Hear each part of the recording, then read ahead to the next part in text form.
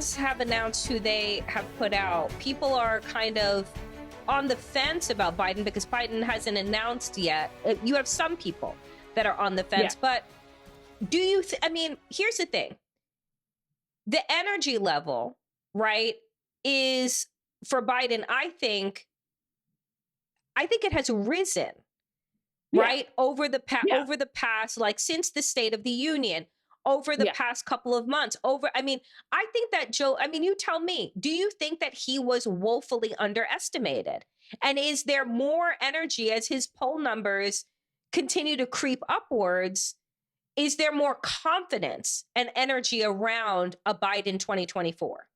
Yeah, I think so. I think when we saw the midterms, I think had we lost the midterms, Dems lost the midterms, I think, Biden would be fighting off potential challengers because he would say like, okay, we tried it your way and it's not working. We lost, let's try a new, Bernie Sanders might have been announcing, right? Like there might have been sort of that feeling of we tried your way, let's try something else. We're really scared about the possibility of 2024. But the midterms turned out, very good for a sitting president. The red wave did not happen. The red wave did not happen as much as it was projected. It did not happen.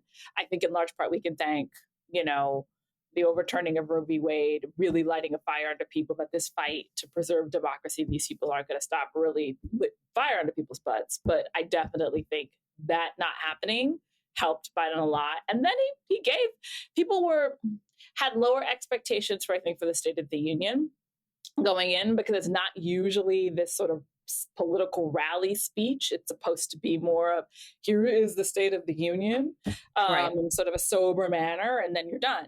And he used it as a way to juxtapose himself on many issues, some of which he'll never be able to work on in the next 2 years because of the situation with the House. But that he's reminding people, we've done these things. Oh, and by the way, if I have the power, to expand voting rights and all of that in the legislative sense, that's still on my agenda. I'm still going to be doing that. So that was very much of this is what you can expect from me still if, you reelect me as president without announcing, for the running again. And juxtaposed against, the likes of Marjorie Taylor Greene standing up and screaming liar. Right. And the clown car of that Kevin McCarthy was trying to shush behind the scenes. Yeah, I think I jokingly said on Twitter, I wish for the days where it was just like one member of Congress yelling liar to happened with Barack Obama, and it was like a scandal. But now we're at the situation where we have multiple, because she wasn't the only one, just heckling as a member of Congress, the president of the United States. It's this is where we are. And it's a wild place because, like you, right? I've spent so many years in this space, in politics, in policy. And, there was a certain deep amount of pride that I had as a child of immigrants, as a queer Black woman, being able to work on Capitol Hill, for a member of Congress, being able to then, lobby on issues that I thought were important to the American people, being a public servant, wanting to be of service. And I want to ask you, before we shift gears, how do you feel these days about your chosen field and industry? Yeah, it is. I think we talked about this offline as well, but I definitely have struggled as well. Similarly, child of immigrants, believed in this democracy, that it wasn't perfect, but it was worth fighting for, was worth working toward, improving, all of that. Worked on campaigns, worked for a governor, worked, nonprofit organizations, advocacy, all like you. And, this last few years has been a struggle. And it's been a struggle because you are watching all of the things you worked for getting eroded rapidly in real time. And they're you have your own piece of the work that you can do, but it's still somebody described it, I think at the close to the 2020 elections, for all of the concerns or complaints I might have had about Hillary Clinton and wanted to push her to be more progressive, I'd have rather that than what we have now, because I feel like, and this person was like a Black woman or something, she was saying, like, I feel like I'm organizing while the walls are closing in at the same time. Yes. Like, yes. And I'm like, that's exactly how I felt. Like, 2020 was literally like oh my God, like, I have never been more stressed out in my entire life. Some people drink, some people smoke, whatever, which is manage stress. I eat a lot of desserts. Like, I just subsist on cupcakes and like all the sugar.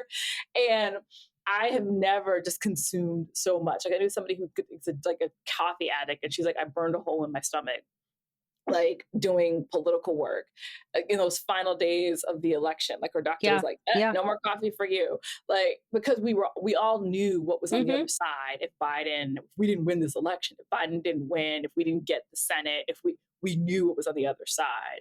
And so it's just a different level when you're like, I disagree with this person. I don't want them to have office. I will fight my entire life against them, against like them being in public office, but literally to feel like, no, this one's for existential. Existential. Yeah. Yeah. And I think that's kind of the difference, because I'm thinking back, I long for the days of the Bush administration, right? Like, I never thought in life I would say that, right? Like, I literally long for the days of W and Dick Cheney lying about weapons of mass destruction and going to war with not the country that bombed us, not the country that put up a terrorist attack and costing tens of billions of dollars. I long for those days. I long for the man that flew over Hurricane Katrina victims, right? Who didn't at the time when Kanye West still had all of his marbles, didn't give a damn about Black people. I long for that man. Yeah. Because where the Republican Party has devolved to, and where we are, where every election, Atima, every election is existential, right? Yeah. I was sitting on pins and needles, like, not watching the blow by blow ticks of the midterm elections, because emotionally, I really couldn't handle it. I was like, I'm going to wait for it all to be tallied. Y'all let me know in a day or two, right? Yeah. Like, I'm not watching. Election night used to be a fun time. Right. Particularly in Washington, D.C., where when I lived there, it was like, where's the party, right? And it was a good time. And now it's just like, no, you're hiding under your covers with your doors locked, waiting for the results to come in. So I want to talk about, too, the other thing that really is concerning me, which is I'm not quite sure that Democrats have learned a strong enough lesson from 2016 and 2020. What do I mean by that?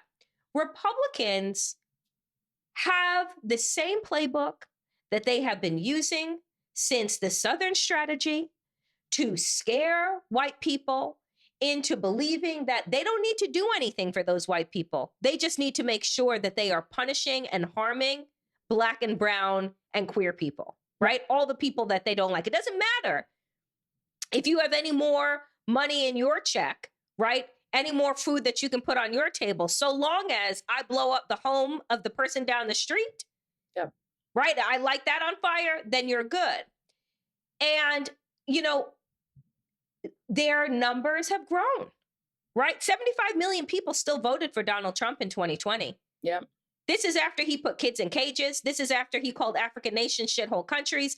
This is after all of the things that he had done. 75 million Americans. He actually brought more people out to support him. So there were people who watched the last 4 years and were like, God, I love that. I want to support that. I want to kick new people who came out to support him in the numbers. And I'm like, what?